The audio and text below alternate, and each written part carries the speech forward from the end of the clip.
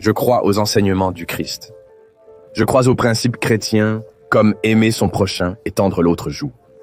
Sans pardon, nous sommes pris dans un cycle de destruction. Oh! Les gars, j'étais là en train de regarder les vidéos de cet homme-là, Elon Musk, et j'ai été impressionné par certaines de ses déclarations, certains projets qu'il mène et par la façon dont cela peut impacter l'humanité. Je n'exagère pas. Aujourd'hui, Musk est l'un des hommes les plus riches, les plus influents, les plus puissants de l'humanité et il est toujours impliqué dans la technologie, dans l'innovation et dans la façon dont cela peut affecter notre vie. Peut-être que tu te dis « Ah, pasteur, mais ici sur la chaîne, tu ne parles que de vie spirituelle, tu ne parles que de communion avec Dieu. Quel rapport a cet homme avec ce que je vais apporter ici ?» Frères, vous allez être impressionnés. Alors restez avec moi jusqu'à la fin parce que ce que je vais vous apporter ici va vous choquer, d'accord? Et au cas où tu ne le saurais pas, Elon Musk est le propriétaire des entreprises Tesla, qui travaillent avec des voitures autonomes. Il a été le pionnier dans ce domaine. Cela peut complètement changer la donne. Il est maintenant propriétaire de X, le réseau social X, qui est l'ancien Twitter, de SpaceX, qui explore l'espace, et il a un projet pour emmener des gens sur Mars. Il croit que l'avenir de l'humanité dépendra de cela, d'explorer d'autres planètes. Il est aussi propriétaire de Neuralink, qui implante des puces dans le cerveau des gens, donc c'est quelque chose qui peut révolutionner. Et il possède aussi XAI, qui est une start-up qui travaille avec l'intelligence artificielle, en plus de plusieurs autres projets, n'est-ce pas? Je me souviens que j'ai connu Elon Musk en regardant un documentaire il y a de nombreuses années. Il était un garçon et il avait développé un système de paiement en ligne appelé PayPal, je crois que la plupart d'entre vous connaissent, et il a aussi été l'un des pionniers dans ce domaine. Donc, c'est un gars extrêmement intelligent, très entreprenant, et il a vendu PayPal pour une somme énorme.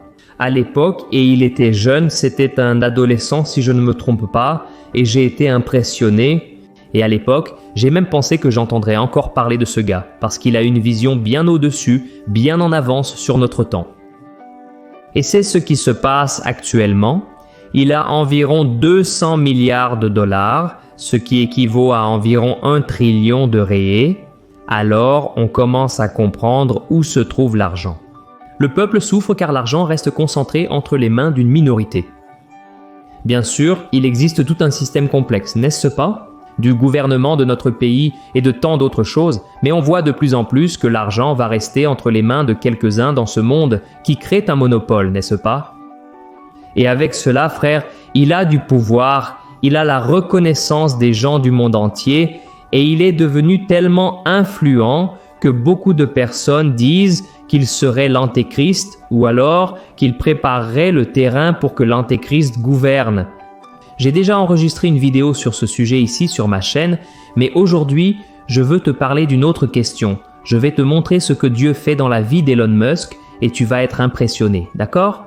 La seule chose que je te demande, c'est juste de cliquer sur ce bouton en bas, s'abonner. À côté, il y aura une petite cloche. Active la cloche de notification pour ne rater aucune vidéo que je vais mettre ici. Tous les jours l'après-midi, je mets de nouvelles vidéos avec des sujets d'actualité toujours basés sur la parole de Dieu. J'ai aussi inclus les prières du matin et du soir. Ce fut une bénédiction. Amen. Alors, frères, comme on le remarque, n'est-ce pas? Les personnes qui sont très riches, très puissantes, comme Elon Musk, en général, elles sont très autosuffisantes, très confiantes, elles pensent qu'elles n'ont pas besoin de Dieu ou alors elles ne croient même pas que Dieu existe. Mais est-ce que c'est le cas d'Elon Musk? Alors nous allons regarder cette première vidéo de lui. C'est une petite vidéo pour que vous compreniez une de ses déclarations. Regardez ce qu'il a dit. Si Jésus est en train de sauver des gens, je ne me mettrai pas en travers de son chemin. Je suis sûr que je serai sauvé, ou pas. Alors? Frères, c'est différent, vous ne trouvez pas? Parmi de nombreuses personnes qui sont liées à la science, je vois qu'Elon Musk croit en Jésus. Même s'il se considère à moitié bouddhiste, à moitié chrétien, ça n'existe pas, n'est-ce pas?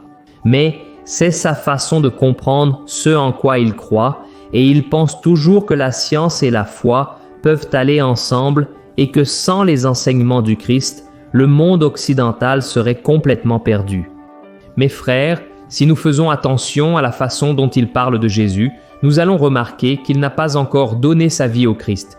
Il ne s'est pas encore repenti de ses péchés et n'a pas cru en Jésus comme la seule vérité, le seul chemin pour arriver à Dieu, n'est-ce pas? Dans l'interview que je vais te montrer, il va clarifier cela. Alors, fais très attention à ce qu'il dit, regardons. Nous voulons juste savoir si vous pouvez nous donner une réponse. Et accepter Jésus comme votre Seigneur et Sauveur. Ici. dans l'entretien.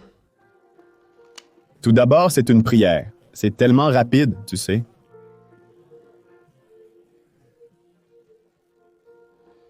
Disons que je suis d'accord. Je partage les valeurs prônées par Jésus. Et tu sais, il y a une grande sagesse dans les enseignements de Jésus. Je suis d'accord avec ces enseignements. Des choses comme tendre l'autre joue sont très importantes, car elles s'opposent à la loi du talion. Œil pour œil rend le monde aveugle. Alors, le pardon, tu sais, c'est important, et traiter les gens comme nous aimerions être traités, aimer son prochain comme soi-même, c'est très important. Donc, c'est à 60-70% que oui, comme dirait Einstein. Je crois en Dieu de Spinoza.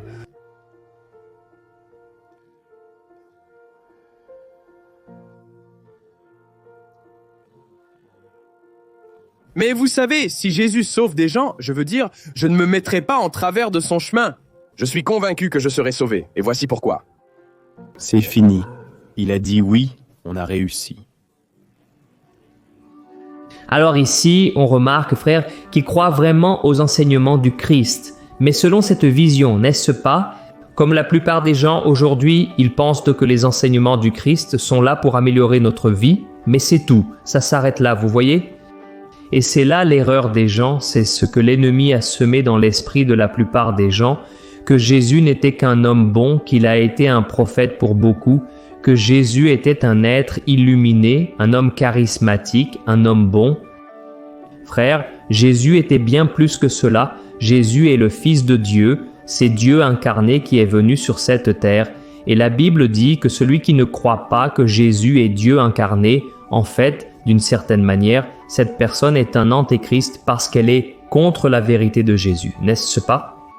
Bien sûr, il y aura l'antéchrist qui va gouverner le monde, mais la Bible dit que beaucoup d'antéchrists sont déjà apparus et que l'esprit de l'antéchrist agit déjà, c'est ce que dit la Bible, en trompant les gens, en leur montrant que Jésus n'est pas le Fils de Dieu. Tu comprends? Alors, la question, frère, c'est que Elon Musk, je remarque qu'il a montré une certaine inquiétude, tu sais, et en même temps une tristesse, tu vas le remarquer dans la prochaine vidéo que je vais mettre, une tristesse quand il parle de lui-même. C'est comme s'il y avait un vide dans son cœur qui ne peut pas être comblé par ses idées, par ses croyances. Et dans ce podcast que je vais te montrer maintenant, il a parlé du fait de se sentir seul. Frère, c'est ici que tout se joue. Voilà pourquoi j'ai choisi ce lieu pour la vidéo. Je veux que tu fasses très attention aux détails. Regarde ce qui s'est passé. Sois gentil, car tous ceux que tu rencontres mènent un combat dont tu ne sais rien. Oui, c'est vrai. Parlez-moi d'un défi caché que vous traversez, que les autres ne voient généralement pas. Mon esprit est une tempête. La plupart des gens pensent peut-être qu'ils aimeraient être moi, mais ils ne savent pas vraiment ce que c'est. Ils ne comprennent pas. Comment vas-tu? Je veux dire, en général, je vais bien. Dans l'ensemble, je n'ai pas à me plaindre. Tu te sens seul? Parfois. Mais moi, mes enfants et amis me tiennent compagnie. Alors, il n'y a pas de vide existentiel? Il y a beaucoup de nuits où je dors seul. Je n'en ai pas besoin, mais je dors. Regardez ça, frère. Il y a cette phrase, n'est-ce pas, qui dit « Il y a beaucoup de personnes qui sont tellement misérables que la seule chose qu'elles ont, c'est l'argent. » Et ce que je ressens en regardant les vidéos ici d'Elon Musk dans ses interviews, toujours avec ce regard triste, ce regard vague, n'est-ce pas, c'est qu'il n'a pas encore ce dont il a le plus besoin, la présence du Saint-Esprit. Frère, pensez-y, la personne qui a tout, la reconnaissance, le pouvoir, l'influence, beaucoup d'argent. Mais si la personne n'a pas la présence du Saint-Esprit, eh bien, elle n'a pas l'essence, elle n'a pas la raison de son existence. Vous comprenez? Alors, ce que je remarque, c'est que son esprit, son cœur commence à chercher, à désirer Dieu, mais son âme ne connaît pas encore la signification de cette recherche, tu vois? C'est pour ça qu'il se sent si perdu. Mais même s'il n'a pas encore eu une rencontre avec le Christ, je crois que Dieu agit déjà dans sa vie et à travers lui. D'ailleurs, je ne t'ai pas raconté ici, mais dans son enfance, il a vécu, il est né en Afrique, n'est-ce pas? Et dans son enfance, il a beaucoup souffert de harcèlement. Les gens le frappaient, même à l'école là-bas, les enfants l'ont jeté dans les escaliers et il a fini à l'hôpital. Mais il a dit dans cette interview qu'il ne garde aucune rancune de ce qui s'est passé à l'époque. Au contraire, il a utilisé cela comme carburant pour grandir, pour avancer, et il ne garde aucun ressentiment, aucune amertume, n'est-ce pas? Donc je crois que Dieu travaille déjà dans sa vie, mais maintenant, je veux aborder le côté moins évident. Que se passe-t-il? Je crois que Dieu agit en toutes choses, et l'une des choses, n'est-ce pas? Ce que j'ai vu concerne le retour de Jésus, l'accomplissement des prophéties, n'est-ce pas? Il existe une prophétie dans le livre de Daniel, chapitre 4, qui dit que la connaissance augmenterait beaucoup sur la terre à la fin des temps, n'est-ce pas? Peu avant l'arrivée de l'Antéchrist, et je vois qu'Elon Musk a été une pièce du puzzle. Tu comprends? Il a été un homme de l'innovation, il a beaucoup contribué à ce progrès. Et un autre point très important qui peut aussi être lié aux prophéties de la fin des temps, c'est cette entreprise d'Elon Musk, Neuralink, qui a récemment publié une vidéo du premier homme à avoir eu la puce implantée dans le cerveau et qui arrive maintenant à bouger des objets, à jouer à des jeux, à déplacer la souris uniquement avec son esprit. Frère, c'est quelque chose d'extraordinaire, jamais imaginé par les personnes qui ont vécu ici il y a 100 ans, 80 ans. Même nos parents, nos grands-parents, ils n'auraient jamais pu imaginer qu'on en arriverait à ce point, et nous ne sommes qu'au début de la technologie liée à l'intelligence artificielle. Ils disent que la découverte actuelle de l'intelligence artificielle est comparée à la découverte du feu pour les hommes d'autrefois. L'ampleur de la révolution du feu pour l'humanité sera la même que celle de l'intelligence artificielle. Et malheureusement, nous savons que des personnes vont l'utiliser à mauvais escient, mais bien sûr, de bonnes choses vont aussi arriver, n'est-ce pas? Et alors, les personnes en situation de handicap, les personnes qui ont eu des accidents, elles auront maintenant la chance de récupérer ces parties, n'est-ce pas? Celles qui sont touchées, elles ont la chance il se peut qu'on soit surpris, n'est-ce pas? Avec ce qui va se passer, mais des personnes qui n'ont jamais marché pourront commencer à marcher, des personnes qui n'ont jamais vu pourront voir. C'est effrayant pour nous, mais en même temps, c'est quelque chose de merveilleux. Imaginez que vous ayez un proche ou que vous-même ayez un handicap et que vous puissiez résoudre cela. Ils disent déjà que nous pourrons, par exemple, remplacer des organes qui étaient défaillants, tout comme on change une pièce d'un ordinateur. Frère, il y a beaucoup de choses qui arrivent et certaines personnes disent que cette puce serait la marque de la bête mentionnée dans l'Apocalypse chapitre 13, mais on ne peut pas affirmer que c'est vrai et je n'arrive pas à croire que cette puce d'Elon Musk qu'il va commencer à implanter dans la vie de beaucoup de personnes soit aussi la marque de la bête ou quelque chose du genre, d'accord?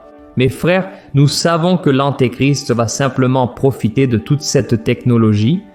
Par exemple, les caméras de surveillance ont augmenté de façon absurde. Où que tu ailles, tu es filmé, que ce soit par le téléphone portable ou par ces caméras. D'ailleurs, on voit qu'en Chine, tous les mètres, il y a une caméra qui te surveille, donc on sait que l'ennemi va profiter de tout cela. Mais ce que je veux dire, c'est que Dieu peut être en train d'agir dans la vie de personnes comme elle, et je remarque que plus une personne est riche, plus il devient difficile pour elle de connaître la vérité, parce que l'argent étouffe la foi, n'est-ce pas? Il enlève souvent la foi de la personne, surtout si la personne a le désir de devenir riche. L'apôtre Paul a dit « Fais attention, toi qui veux devenir riche, car beaucoup se sont détournés de la foi et ont attiré sur eux beaucoup de souffrances. » Alors, frère, l'argent n'est pas un péché. Ce n'est pas un péché d'avoir beaucoup d'argent. Au contraire, La Bible parle d'hommes riches et elle leur donne un conseil. Soyez riches en bonnes œuvres. Donc si tu as le désir de devenir riche, fais très attention et garde toujours la générosité en premier, d'accord? Parce que c'est cela qui va t'aider à ne pas avoir le Dieu Mammon dans ton cœur, mais à servir Dieu véritablement, d'accord? Alors, il me semble, frère, que Elon Musk a soif de Dieu. Cette tristesse qu'il ressent en est un signe, cette inquiétude, et je souhaite qu'il puisse connaître la vérité. Il connaît déjà les enseignements du Christ, mais que Dieu puisse accomplir une œuvre dans sa vie, n'est-ce pas? D'ailleurs, j'ai voulu enregistrer cette vidéo pour que tu puisses prier pour des personnes comme ça, des personnes influentes. Imagine si l'une de ces personnes se convertissait, commençait à annoncer Jésus, combien de vies seraient impactées, seraient atteintes? Il rencontrerait sûrement beaucoup d'opposition, comme de nombreux chanteurs, n'est-ce pas? Parfois, des célébrités se convertissent et maintenant elles sont persécutées par les médias, cela fait partie du processus, mais en même temps, elles entraînent avec elles beaucoup de personnes qui sont transformées. Amen. Alors je prie pour ces personnes afin qu'elles ouvrent leur cœur à Jésus et que Jésus puisse leur apporter une joie que l'argent du monde ne peut pas donner. Combler ne peut pas remplir le cœur, n'est-ce pas? Je suis le pasteur Antonio Junior. Si vous avez aimé cette vidéo, partagez-la sur WhatsApp pour la montrer aux gens, d'accord? C'est comme ça que l'être humain est, même en ayant tout dans ce monde. D'ailleurs, il y a une phrase de Jim Carrey que j'ai lue ces jours-ci sur Instagram que j'ai trouvée intéressante. Il a dit « Si les gens savaient comment est la vie d'une célébrité, même en ayant de l'argent, de la reconnaissance, ils verraient que ces choses ne servent à rien. » J'ai trouvé ça intéressant car on a cette idée, n'est-ce pas? Penser que plus une personne est riche et a d'argent, plus elle est heureuse, n'est pas toujours vrai.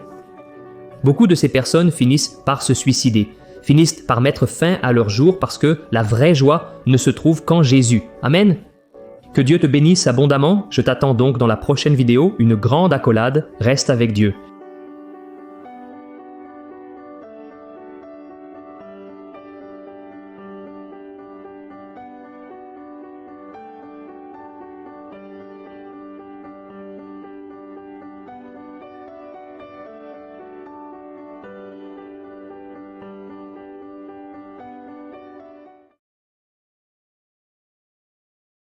Sous-titre Adriana Zanotto.